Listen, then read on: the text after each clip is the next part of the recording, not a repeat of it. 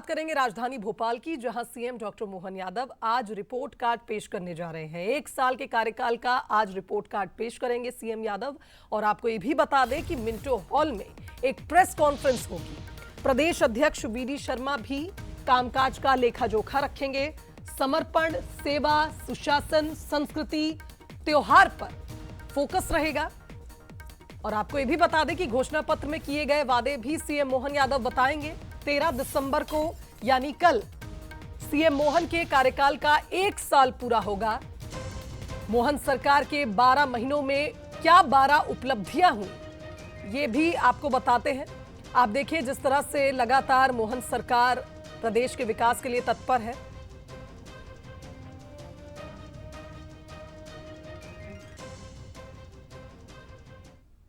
और चलिए अब आपको बताते हैं कि रायपुर की एक खबर है, जहां जनता को रिपोर्ट कार्ड साय सरकार भी दिखाने वाली है। 1 साल पूरे होने पर जनता को ये रिपोर्ट कार्ड साय सरकार भी देगी।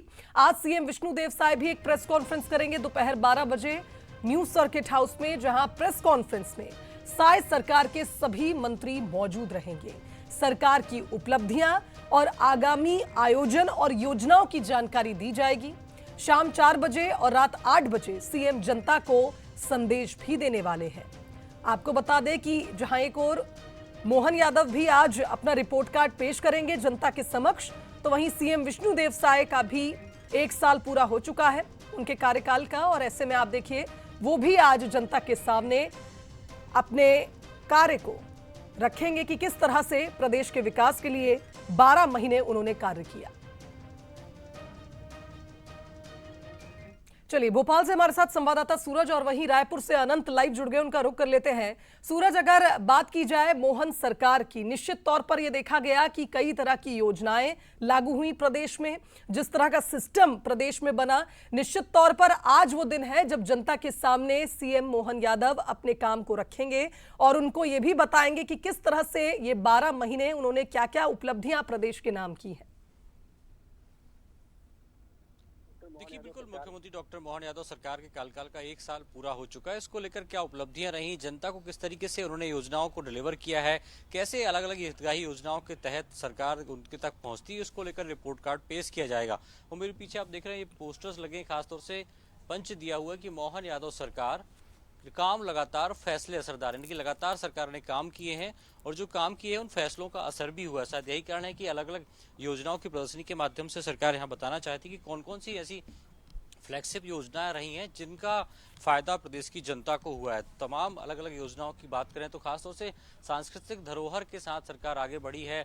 अलग अलग हमने देखा, चाहे रामपथ गमन हो या कृष्ण पाथे की बात सरकार कर रही हो, या 2028 की सेंस की तैयारियां, उसको लेकर प्रदर्शनी लगाई है। गौ संरक्षण को लेकर सरकार ने जो महत्वपूर्ण काम किए हैं, हर तहसील साइबर तहसील बनाई है जिसके तहत खासतौर से राजस्व के जो प्रकरण होते हैं उनका निराकरण कैसे हो, इसको लेकर बड़ा फैसला सरकार कर रहा है। इसके साथ ही निजी स्कूलों की मनमानी पर सख्ती के साथ सरकार ने रोक लगाई है। घर बनाने के लिए जो आवासीय भूखंड होते हैं उनकी अनुमति बहुत आसान की है। चाहे जनजाति सम्मेलन की बात हो, खेल युवाओं की बात हो, अन्य मिलेट्स को लेकर कैसे उत्पादन को प्रोत्साहन देना, उसको लेकर प्रदर्शनी है। साथ ही मुख्यमंत्री ने संबल योजना के तहत करीब 30,000 से अधिक श्रमिकों को 770 करोड़ रुपए की राशि दी है। इसके साथ ही इंदौर की जो कई सालों से 30 साल तक लगातार जो हुकुमचंद मिल के जो मजदूर थे वो लड़ाई लड़ रहे थे, उनको भी करीब 5,000 श्रमिकों को 250 करोड़ रुपए की राशि का भुगतान किया गया है। इसके साथ ही गरीब का इलाज कैसे बेहतर हो, इसको लेकर खासतौर से पीएम श्री एयर एम्बुलेंस की सेवा जो सरकार ने उपलब्ध कराई, इसमें हर एक गरीब को दूर दराज कहीं भी हो तो हेलीकॉप्टर या हवाई जहाज से इलाज के लिए बेहतर हॉस्पिटल तक पहुंचाने की का काम जो है वो सरकार ने किया है। इसके साथ ही किसानों की यदि बात करें तो किसानों को भी अलग अलग योजनाओं के तहत लाभ दिया ताकि वो भी आगे बढ़ सकें। महिलाओं की यदि बात करते हैं तो खासतौर से हमने देखा लाडली बहना योजना है और श्रावण मास पर सरकार ने 1250 के साथ 250 रुपये और 500 रुपये में सिलेंडर दिया। तो अलग अलग योजनाओं के तहत सरकार ने यहाँ पर प्रदर्शनी लगाई है और करीब पीएम श्री एक्सीलेंस कॉलेज की यहाँ पर बात की है, जिसमें 55 पीएम कॉलेज ऑफ एक्सीलेंस का शुभारंभ मध्य प्रदेश में हुआ है। मेडिकल कॉलेजों की बात हो तो उनको लेकर भी उद्घाटन किया है। खासतौर से जो क्रांतिकारी रहे हैं उनको लेकर भी विश्वविद्यालयों का शुभारंभ मध्य प्रदेश सरकार ने किया है। तो बहुत अलग अलग योजनाओं के साथ सरकार आगे बढ़ी है और यही कारण है कि चाहे मेडिकल फैसिलिटी की बात हो या तमाम अलग अलग जो जनहितैषी योजना है उनको लेकर जो सरकार ने फैसले लिए हैं, उन तमाम फैसलों को लेकर यहाँ पर प्रदर्शनी लगाई और करीब 40 से 45 ऐसी योजनाएं और फैसले हैं जो मोहन सरकार ने एक साल में लिए हैं। और शायद यही कारण है कि अब वक्त है लेखा जोखा बताने का। तो जनता के सामने आज मुख्यमंत्री मोहन यादव बैठेंगे, रिपोर्ट कार्ड अपना बताएंगे कि एक साल में यानी 12 महीने में सरकार ने ये कहा जाए सूरज की मोहन राज का एक साल पूरा हो चुका है और आज जनता के सामने वो उन बातों को रखेंगे जिससे स्पष्ट हो जाएगा कि जिस तरह से हर वर्ग को साधने की उन्होंने कोशिश की, हर वर्ग के विकास के लिए, उनको सशक्त करने के लिए निश्चित तौर पर आगे की क्या योजनाएं होंगी ये भी आज सीएम मोहन यादव जनता के सामने रखेंगे। आप बने रहिए हमारे साथ। अनंत का रुख कर लेते हैं। अनंत, सुशासन का एक साल पूरा हो चुका है, विष्णु के सुशासन का, और निश्चित तौर पर यह माना जा रहा है कि जनता काफी ज्यादा खुश है विष्णुदेव साय सरकार से। आने वाले समय में साय सरकार के क्या एक तरह से कहा जाए कार्य योजना है, किस पर काम होगा, इससे जुड़ी जानकारी आज शायद जनता के सामने सीएम साय रखने जा रहे हैं। बिल्कुल साफ तौर पर देखिए, साय सरकार के एक साल के कार्यकाल की अगर बात करें तो विकास की बयार जो है वो छत्तीसगढ़ में बहते नजर आई थी साफ तौर पर।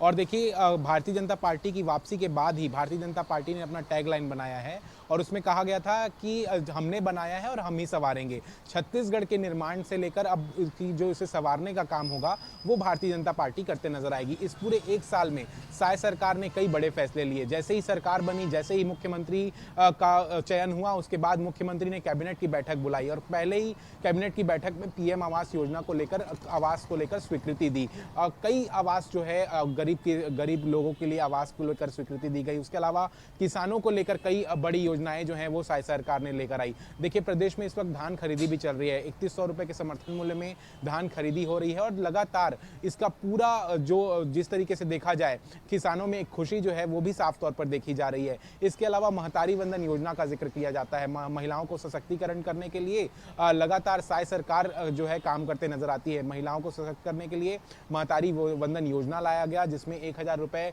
की जो राशि है वो प्रोत्साहन राशि के तौर पर महिलाओं को दी जाती है। और जिस तरीके से लगातार युवाओं के लिए मेडिकल अगर फैसिलिटीज की बात करें हर क्षेत्र में, अभी देखिए हाल ही में केंद्र सरकार की ओर से केंद्रीय विद्यालयों के लिए भी छत्तीसगढ़ को कई केंद्रीय विद्यालयों की सौगात भी मिली है। तो हर क्षेत्र में साय सरकार ने कई बड़ी सफलताएं जो हैं वो इस एक साल में हासिल की है। जनता के लिए अनेक काम जो है वो साय सरकार ने किए हैं। लगातार अगर सीएम विष्णुदेव साय की बात करें तो हर दौरे में वो जनता से लगातार मिलते भी हैं। इस वक्त वो अपने पूरे कामकाज का फीडबैक भी जनता से लेते हैं। आज इस पूरे एक साल के कार्यकाल का रिपोर्ट कार्ड जो है वो साय सरकार सौंपते नजर आएगी।